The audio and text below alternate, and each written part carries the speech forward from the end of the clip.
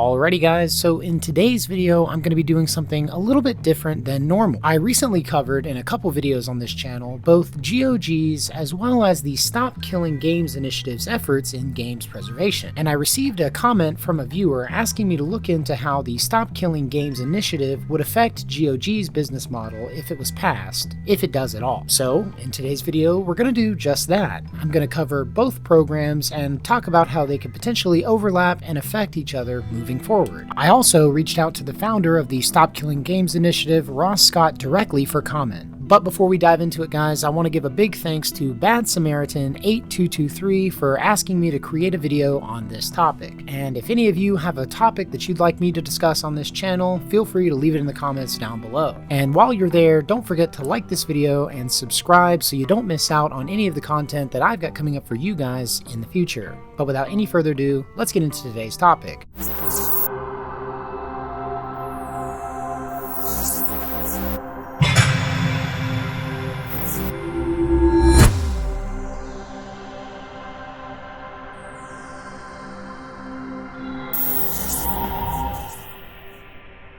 Hello fellow travelers and welcome to the Hard Light Network. So I think it's fair to say that recently both the GOG Preservation Program as well as the Stop Killing Games Initiative have contributed the most to the topic of games preservation. For me, I think that each of these projects are two sides of the same coin, and moving forward, for the short term at least, they will do nothing but advance the conversation surrounding the preservation of our favorite medium. On the one hand, the Stop Killing Games Initiative is advancing the legal and cultural conversation surrounding games preservation, while GOG is providing a legitimate platform for the purchasing of these preserved titles. And in light of their stated goals, I think that they're both perfectly compatible with each other moving forward. But before we discuss any potential overlap, I'd like to discuss the details of each individual project.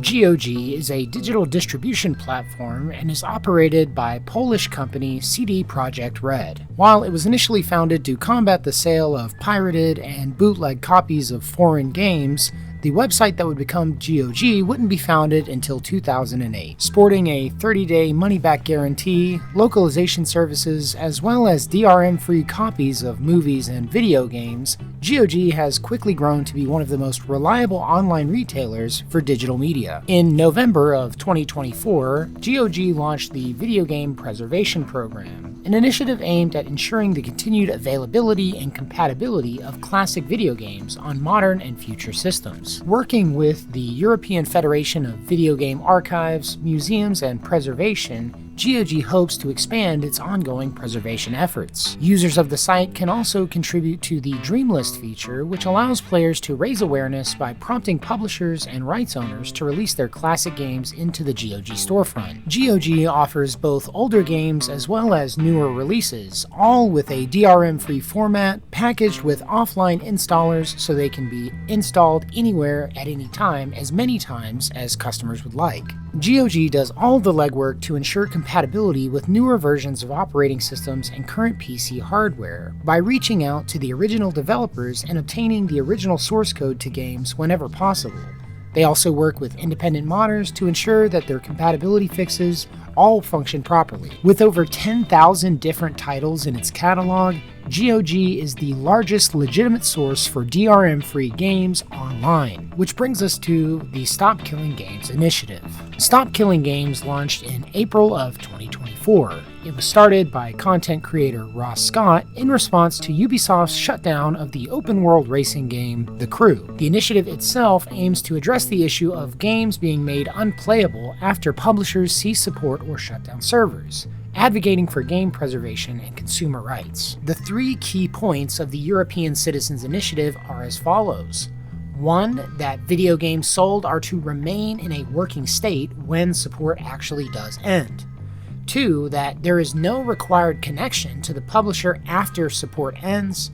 And 3. That while the game is being supported, that no interference will be made with any business practices of the publisher. The overarching point of the initiative is to combat the growing practice of video games being rendered unplayable once publisher support ends. The goal is not to interfere with an active title, but to open the door so that the community can continue to support games once publishers don't see them as commercially viable anymore. Which is what brings us to the overlap between Stop Killing Games and GOG. Like I said at the beginning of this video, I reached out to Ross Scott directly for his comment on how GOG is related to the goals of the Stop Killing Games initiative. In the email, I asked Mr. Scott if he has any comments on GOG's business model and how the initiative itself relates to CD Projekt's efforts to preserve games in a DRM-free format. I also asked him how, if passed, the initiative would have an effect on GOG's business model, and his response is as follows, quote,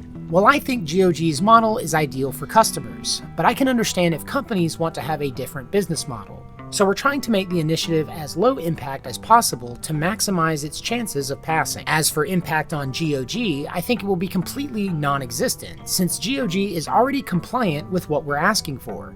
If anything, it might open up more business for GOG, since it would create an environment where EOL builds could become commercially viable if GOG wanted to take them over once the parent company was done with them. It's also worth noting that GOG itself is not only pursuing a similar project through their preservation program, but they in fact support Stop Killing Games directly as well. The very fact that GOG has been operating in the way that they have for so long prior to the start of the Stop Killing Games initiative proves in and of itself that not only are the initiative's goals possible, but that they won't hinder the industry in any meaningful way. So fear-mongering and insulting comments like this one are not only baseless, but they are entirely self-serving. The truly greedy nature of these people really shines through when you consider that when rights holders publish their content through GOG, they get to keep a majority share of the profits. GOG only takes a 30% cut of the profits for maintaining and distributing these products, in exchange for releasing DRM-free copies of games that can be played offline. The developers still get paid for an end-of-life product. It honestly sounds like a win-win situation to me, so I simply can't understand what the major issue is. Gaming has been around for over 40 years, and it wasn't until recently that developers started producing these online-only titles. And while some bloated companies who have shifted their entire business model over to online-only live service games may suffer in the short term, the industry as a whole isn't going anywhere. But regardless of the outcome of this particular European Citizens Initiative, it doesn't end here. Whether this initiative succeeds or fails, the fight for games preservation will continue long into the future. The reason why this particular initiative is so important isn't because it by itself can change the entire industry, but rather it's the first domino in a chain reaction that could lead to substantive change. Just by setting the precedent for change, this initiative will open the door for other changes to follow in other regions. At the end of the day, this is about consumer rights protections, and now that the Stop Killing Games initiative has received over 1 million signatures,